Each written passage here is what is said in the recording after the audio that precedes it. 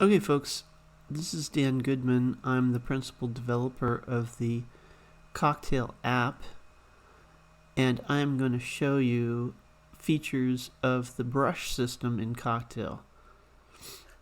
So I've got this empty layout here, and I'm just going to show you the brushes using first a rectangle.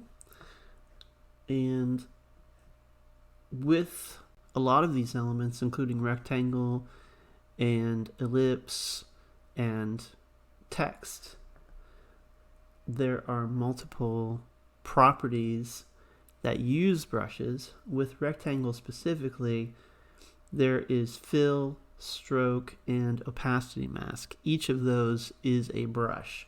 So we're going to take a look at fill. And the first brush type is the simplest one, which is solid color. With this brush, you basically have a single color that fills the rectangle, in this case since it's a fill.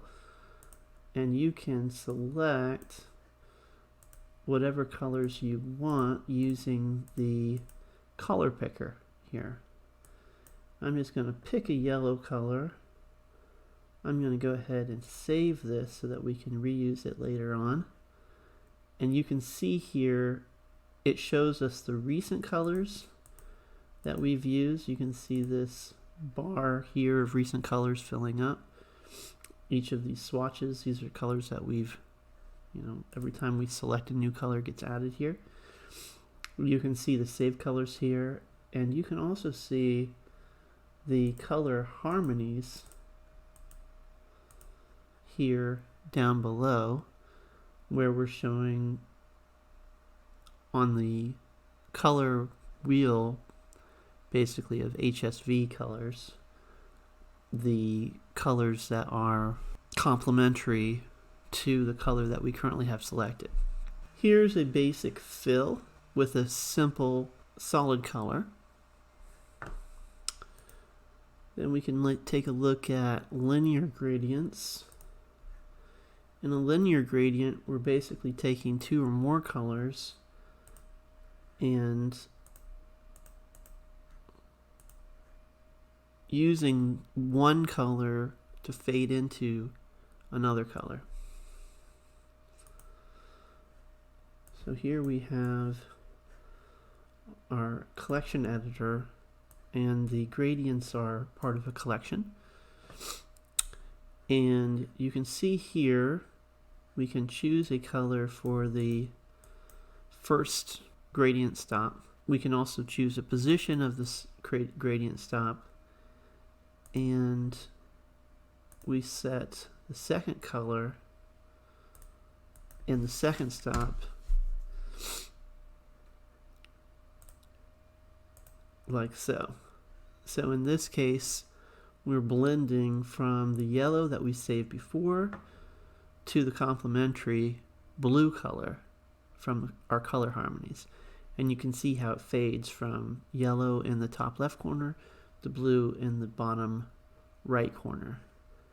And if we take a look here at the fill, we can see that there is a start and end position here where it's an XY position, which is 0, 0, that represents the top left, and the end is 1, 1, which represents the bottom right. And that's why the fill goes from the one corner to the other corner. If we change these, we can change the direction of the gradient. We can make a horizontal gradient, or we could make a vertical gradient like so. So we go from the top left corner in this case to the bottom left corner. So that fills our rectangle from top to bottom with this gradient. We can also create a radial gradient, which is very similar to linear gradient. It just instead of creating a gradient that goes linearly from one point to another point, it's basically making a circular gradient that goes from a center point outward. And so we can see here, if we have a gradient stop that goes from 0 and we choose our color, and let's just basically do the exact same thing as before. We'll go from our yellow color to our blue color.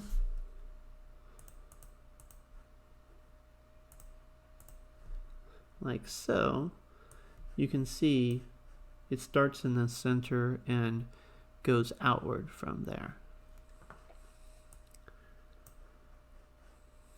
And if we wanted to, we could say, well, let's just go out about halfway, and you can see that it goes from this point 0, which is in the center in this case, out to about halfway, and then we start to see the blue. So it's a smaller circular gradient in this case. And we can also add an additional gradient stop, which is, let's say, on the furthest outside point. And let's go ahead and choose another color for that. Maybe a purplish color, pinkish color, like so. So you can see we've got basically 3 colors, yellow to blue to this pinkish color, going out from the center. And this will work with linear gradients too. So you can go from a color on the top to a color in the middle to a color on the bottom with a linear gradient, and you can have as many colors as you like. You can also change the positioning, the center of the gradient and the width and height of the gradient, so you can stretch these to different sizes. For instance, you can make it a different aspect ratio, different size on one axis versus the other axis or whatever. Okay. Now let's go to an image as a fill, an image as a brush, and in this case what we're going to do is we're going to choose an image, and this art folder is directly below the folder that contains our project file. So if we choose a texture here, let's say this gray texture, you can see that this fills our rectangle with this image. And in this case, what we're doing is we're saying there's no stretching and there's no tiling, because this texture is actually larger than the rectangle that the texture is in. So tiling wouldn't work in this case because there's no reason to duplicate the image to tile it, because it already fills the rectangle. But if you had a smaller image and you wanted to, you could tile it. Okay, so what I'm going to do here is show you how the different stretches work. So there's a fill, which will stretch the image to fill the rectangle in this case so that the entire image is visible. It doesn't maintain the aspect ratio of the original image. We can also have a uniform fill, and that will keep the aspect ratio, but the image won't fill the longest dimension. So if the aspect ratio of the image doesn't match the aspect ratio of the rectangle in this case, the full image is shown, but it won't fill completely. And there's also uniform to fill, which keeps the aspect ratio and fills on the longest dimension of the rectangle so that the full image may be cut off, but it fills completely. There are also options for tiling, and you can play around with that with images that are smaller than the rectangle that's used to fill it. Now if we go to an SVG brush, this is basically the same as an image brush, but what it does is it's actually selecting an SVG file, which is a vector file, to fill the image with.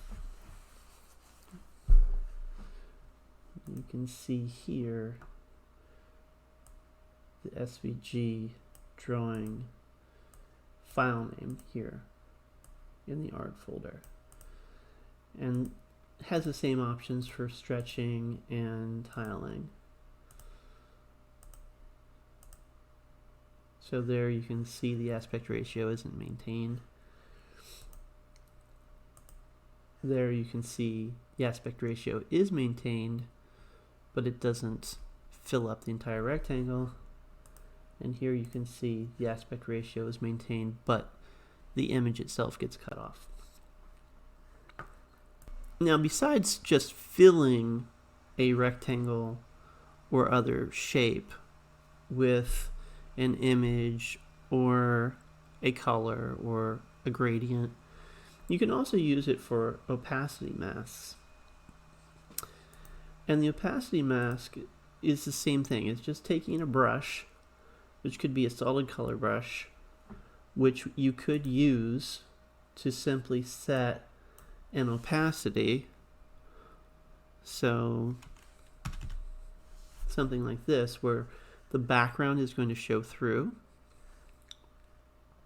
And you can select that here on the alpha, so you can see fully opaque versus fully transparent and everything in between.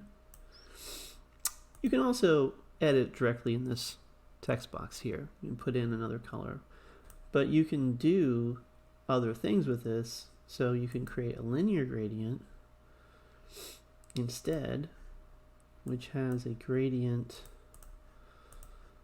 from one color to another, and let's just say the first color has alpha,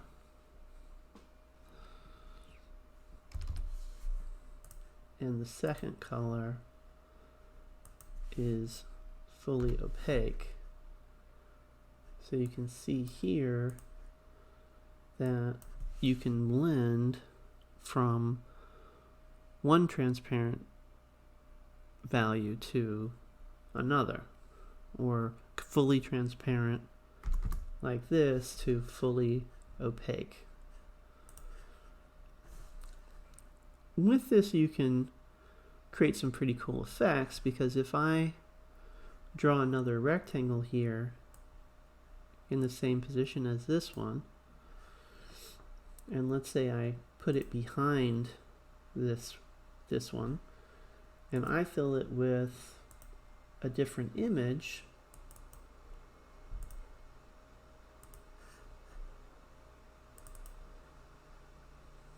I can see this one image blending into another image, which can give you a pretty cool effect. Now you can apply brushes and opacity masks to text as well. So if I were to create some text here, and let's say I bumped up the font size and made it bold, I could then fill this text with a gradient like so.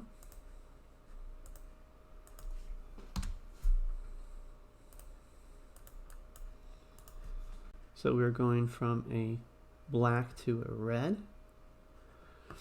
Or I could fill it with an image as well. So let's say we pick the SVG file like this, and all of a sudden now you have an image showing through the text. One last thing, if I go back to the rectangle, I can set an opacity mask, which is an image or an SVG that has transparency in it. So for instance, I can pick an SVG drawing like this shield SVG, and all of a sudden, based on the tiling mode,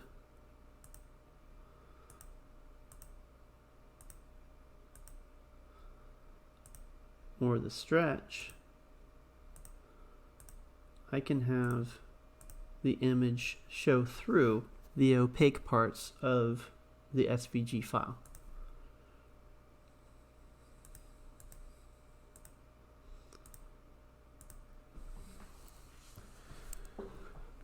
With this, you can create some pretty cool effects. So play around with that in Cocktail and make something cool. All right, that's the end of my demonstration of Cocktail brushes. Hopefully this has been very informative and helpful for those who maybe didn't understand how to use brushes before. Thank you very much, and if you enjoyed this, please subscribe below. We'll be releasing some more demonstrations of Cocktail features in the upcoming weeks and months. Thank you very much.